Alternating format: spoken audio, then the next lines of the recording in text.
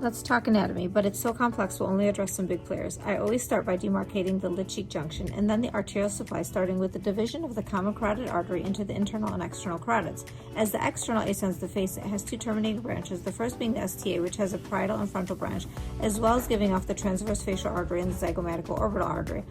Off the external carotid, you also have the facial artery, which has a tortuous course and gives off the superior and inferior labial arteries, as well as the lateral nasal artery, at which point the facial artery becomes the angular artery and eventually anastomoses with the ophthalmic artery. The facial artery, we then have the submental artery, one of its cervical branches. Then the maxillary artery, the other terminating branch of the external carotid, gives off the mental artery as well as the infraorbital artery. Supratrochlear and supraorbital arteries come off the ophthalmic artery. The zygomatical facial artery comes off the lacrimal artery, which also comes off the ophthalmic.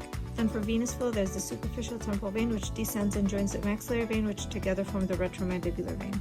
Then the facial vein joins the retromandibular vein, forming the common facial vein and ultimately draining into the internal jugular vein. Remember, all arteries have respective veins and ultimately lead to the internal jugular. Here we have the parotid gland, and in it we have the parotid plexus of the facial nerve, cranial nerve 7, giving off its branches, the temporal, zygomatic, buccal, marginal mandibular, and cervical. And then we have the branches of the trigeminal nerve, cranial nerve 2, giving off some of its branches, mental nerve, infraorbital nerve, supratrochlear, and supraorbital nerves, and that is your anatomy.